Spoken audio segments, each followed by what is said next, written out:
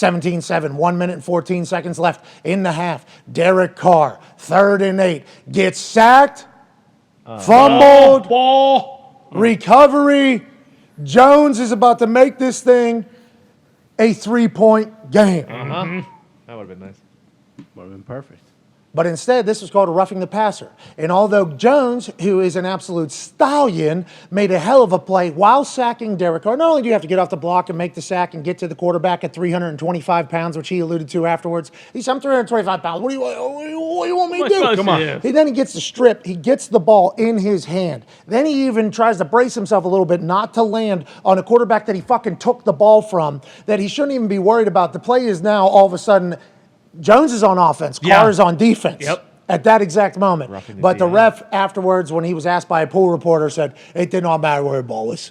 It did not matter who had possession. He just saw him laying all his body weight on top of him. It's like, well, the guy was fucking balancing one ball, which makes you have to go back to the Tom Brady roughing the passer from just Sunday, where Grady Jarrett makes one of the greatest plays with his defensive line. In the moment that they needed it, Grady Jarrett gets home on a 4-man game, sacks Tom Brady, gets the ball back from Marcus Mariota and the boys on this 3rd down. They'd been running the rock all over Tampa. Probably going to waltz down the field, maybe either tie this thing up or win it, or at least give it another shot after getting blanked for the first 3 quarters. And instead, Jerome Boger makes a terrible roughing the passer call. And we thought he'd be the only one that would maybe do it. He's the only one that's maybe confused because he made that call just 1 week ago in the Buffalo in Baltimore game. We shall see how many of these referees stink so bad.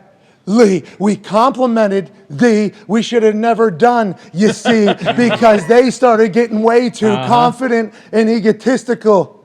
Anyways, 20-7, 2nd quarter. Matthew Wright from 59 yards as ref you suck chants were raining down on the field over at the Kingdom. All of Kansas City had the right cues. All of Kansas City was screaming bullshit. Ref you suck chants. It felt like a college atmosphere. It felt like the WWE. Somehow Matthew Wright, who wasn't able to make a 50-yarder just a couple years ago, bangs home a 59-yarder, longest in that stadium's history. And they have one of the strongest legged kickers in the NFL's history in Harrison Butker. Now we go to the 3rd. 4 minutes and 14 seconds left. 20-17, Raiders still holding the lead. Patrick Mahomes trips, falls, then he gets slung down to the ground. That looked familiar. What's the difference? No call. 2nd and goal. Once again, this is what happened in Tampa Bay just yesterday or 2 days ago with Jerome Boger calling a roughing the passer, in which Grady Jarrett grabs Tom Brady and slings him down. Go back to the Patrick Mahomes play. After seeing Grady Jarrett, he gets the snap on 1st and goal, stumbles, falls. All of a sudden, he's grabbed by Perriman, slung down. Don't know what the difference is. None of us know what the fuck a roughing the passer is. Let's figure that out sometime soon because it's ruining games. And we're not saying that Mahomes should be a roughing the passer. We're just saying, can we get some fucking consistency here? Just what is roughing the passer? Will somebody tell us? We would like to know, because you got it, you don't, it's a fumble, it isn't, it's this, it's that. We would like to know a fucking answer. Let's also get it reviewable. I think I saw Drew Brees post like, hey, can we not just review these? Because then we can kind of make more sense of it. We agree. Review them and also tell these refs with the subjective power to relax. This is football. Let's not ruin games. Roughing the passer. I thought how he braced himself. Who's the ref that chimes in, who comes on for the broadcast? John Perry. I thought he did a good job saying how his left arm tried to brace and not land all of his body weight on him as he's stripping the ball. Like, what an unbelievable, just such an athletic play by a big old dude, too. So what is he supposed to do? He's supposed to let that ball fall so he can catch himself better? He's not supposed to. He caught himself, though. That's when I was like, no, this dude legit in the moment was putting that left hand down. I think he was trying to stay up. I think he was trying to stay up so he can maybe go run that thing, which is... And I think he knew, too, though, like, I can't land my body on this dude. I'm a big dude. It looks worse than it would be if someone else landed on him. So, like, he tries to brace himself and go score. Like, what an unbelievable play and another terrible call. 325 pounds. But what was the right answer there? Just from, if we're to ask the ref, like, and I know the ref stood by what he was saying. So as he strips that ball and it's loose, he's supposed to say, no, not my ball. I strip ball. I won't get ball. Then he's supposed to just completely brace for contact with the ground so he doesn't land on Derek Carr? Like, what is the right answer? There's no right answer because Derek Carr was in the throwing posture that he said. Like, I don't understand how. Yeah, I guess, that's the thing.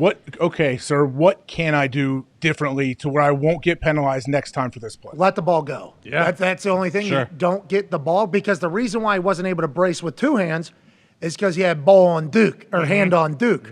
So I don't understand what the right answer was there. And then what if the ref goes, well, in this particular situation, it appears as if Chris Jones is fucked. So, yeah, that's sorry about it. Made too good of a play. That's like that. What is the right answer then? What is Chris supposed to do? Don't hit him. Don't even, just quit on the play. seriously. I don't know. Like, you made an unbelievable play. You beat an offensive lineman, you get in there, you make a gigantic play, and they take it away from you. So I don't know. They don't have an answer for us. That's the problem. Yeah, you beat an offensive lineman off. That's right. Then you get around him. Then he come right inside the pocket. Yep. Jerk Carr's ball. Boom. And then you brace yourself with one hand to kind of plank it on. So, I mean, I don't know what he's supposed to do, AJ. He could have hurt himself trying to brace himself, too. Like, if his hand is weird, like, he could pop that wrist, anything. Elbow, dislocate, all that stuff. Because you run that thing again, it looks like it gets pretty flattened out, which is not good. I like that they're on grass, by the way. Yeah. It's good grass. Casey's I don't know got if it's great super feel. grass, but it's He pretty didn't good. land on him, really, though. He with that left arm bracing, he took almost all of his weight off of him, I feel like. And how about him saying, I'm 325 pounds. What do you want me to do? AQ, you're an offensive lineman, so obviously you're a reason why this rule exists. Yeah. What would you say to old Jonesy and what he's supposed to do once that ball comes out, AQ? Correct me if I'm wrong. Oh, we turned you off Oh, because yeah. you were. AJ could hear that. He could hear that. Mouth breather. No, you were just breathing, I think, and it was sitting right on Itching your the scalp too. Yeah, I think there was a Which chance. is weird. You thought your cardio would be better being in that gym with Jay, but who knows? Being in that fight team. God, here we go. Glazer's just, giving him the runaround, it sounds like. No, but I thought the whole purpose of that whole rule getting instituted was to avoid the old where you'd lift them up and then pile drive, right? Like that is a That's how clean you were tackle. coached. That's how you used to be coached to tackle the quarterback. Yeah, That's right. where you land on. So they make the rule and say this, what you were taught cannot happen anymore. So much so we're making it 15-yard penalty and ruining it, trying to change the culture, I think, of that particular tackle. Like, let's get this completely out of there.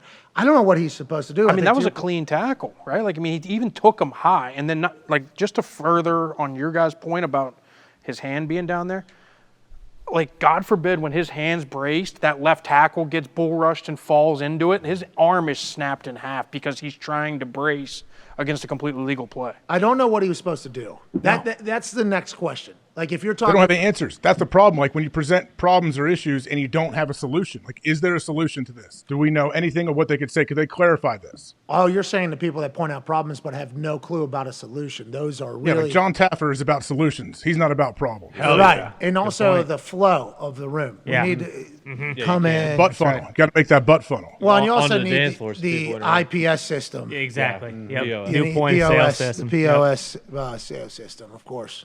You need to keep it clean, too. Yeah. Let's not walk by a mess fucking 5 times. Plus, you can't be Foolish. getting hammered as a bartender or owner at your own fucking place. Well, and also if you're a bartender and you're giving away stealing. extra Into that. things, so your tip is bigger, Yep. you're in turn stealing Yep. from the ownership. Fire about his that? ass right now. And the POS system with the bottle That'll tell weigher you. tells us that. Yep.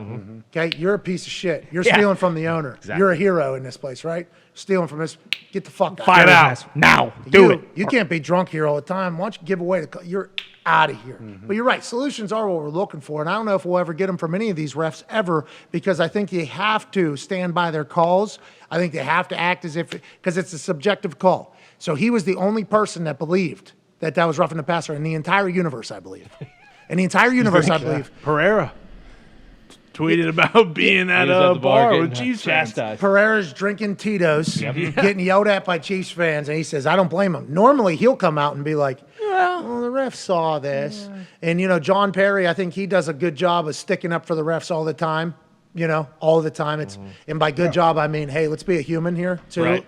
You're being brought in to kind of break it down for us, not be a tag team partner of the fuckery that's going on the field. You're with the TV now. I understand you got to stick up for your refs because you guys are refs in a fraternity and everything like that. But I feel like that type of attitude, and nobody wants to be refs. So let's I don't want to be a ref. Nope. AJ doesn't want to be a ref. Nobody wants to be a ref. It's a hard job. It's a thankless job. You have no fans. Nobody's showing up at a game for you. Okay, and if they are cheering for you, it means you fucked up for the other team. They hate you. It's not a fun job. We understand that. But a necessity, and people do want that type of power over games, and they want that type of control in situations. So we appreciate the people that do that. With that being said, I wish they were humans. You know, like, I wish that guy was shown the replay, and I wish he would have said, yeah, that was a mistake. Yeah, never mind. Like after the game, you mean? Yeah, as opposed to, well, it was a throwing. Yeah, he caution. doubled down. He doubled down, didn't he? Yeah. So yeah. did Boger. Like, yeah. what about though? Like, what about the fact that do they not think he was trying to brace himself? I feel like with that left arm going down right there, you'd be like, all right, first off, he didn't land on him, and he was actively trying to not land on him. Why would I throw this flag? Our guy Drew Brees posted that he thinks that roughing the passer should be reviewable. Yes. I agree. Absolutely. I guess. An expedited one. They talked about it last night. An expedited review. They're picking up the thing. They're doing this. Yeah. You can say Would that have been expedited though? Would that one like stuff like that though? They're going to look at that Should for be. a while. I feel like 'cause they might have different opinions. I think that's what the review process should be. It should be an expedited review. Every review should be an expedited. Which they had one. Remember, they had a quick one last night. I think yeah. John jumped on and said, "This is a great thing they're doing. They're already they know it's an easy call. Boom, here we go." Every And they review did. should be that. Every review should be that. You should train former players, give them a job that are younger, pretty good with tech, and say, hey, you're making the calls. You got a quick review. You only have fucking 10 seconds. If you can't figure it out 10, 15 seconds, guess what? Probably not enough. Not sufficient to turn over. But if you can, let's do it. Let's move along. So then people don't hate the review because it slows down the game. It does this. It's like, it doesn't have, I feel like it doesn't have to be. Let's get 90-year-olds off the fucking screens. Yeah. And let's get some other people in there and just be like, hey, if you can't figure it out in 20 seconds, it's not figured out. Like, just move on. I think that's something that should happen, personally. I thought. Yeah, and something that coaches could throw the challenge flag for something like that then? Well, I think challenge flag, I think that is, you can take because they want to sell. The challenge flag's getting sold. There's a commercial break coming. that's right. It's a full, like, oh, look what we got. Farm challenge. It's a full, the refs run to each side. It's like a full spectacle. But I think for a lot of things, like, if you spot the ball in the wrong place and it's clear on review, clear. Like, we don't need the whole song and fucking dance. Just somebody should go down. Hey, that is a first down, actually. And the ref should say, it was looked at and we are correcting it. It was a first down, and then just move on. But I think what happens is all those refs take it as a shot.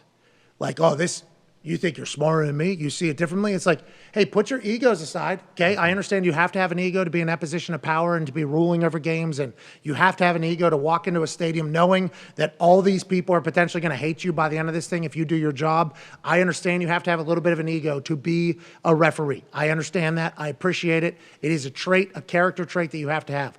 But you should feel okay if the tech is able to help you. You should feel more open to make calls. Like, I think you should be able to be like, this is where I had it at. And then if there's 10 seconds, it's like, actually, you're off 2 yards. It's like, well, I don't know how that happened, but all right, let's move on. Thank you for the help. Let's move on. Because this ref has to double down now afterwards. Could have been fixed. Could have easily been fixed in a review, go down. This ref now has to live with this, walk out of the stadium with that, when I think a very quick review would have been like, well, he actually did try to brace himself. He had the ball. There's nothing else he could do. This is Chiefs ball, first down, going the other way. You know what I mean? Like, that's the shit, I think. That's the shit. I used to talk to refs all the time when they would be reviewing a play or they're looking at it, and I would ask a lot of the good refs, I'd be like, man, you hate this, right? If are they gonna overrule this, or what's gonna happen? Like, do you care either way, or what do you think? And all the good refs would be like, we just want to get the call right. Like, that's all we care about. I'm like, well, I don't know if I believe you, but that is the right mindset to have. Yeah, that is the right mindset to have, but they know that's the right mindset to have, and most of them probably don't have it, so they say publicly that's the thing. You know what I mean? They probably all mess with each other, like, oh, you've had 9 calls overturned in the last 3 weeks. Yeah, exactly. And I think they take it as a shot. It's not a shot, dude. It's like your eyes aren't as good as the 8K camera. You're right.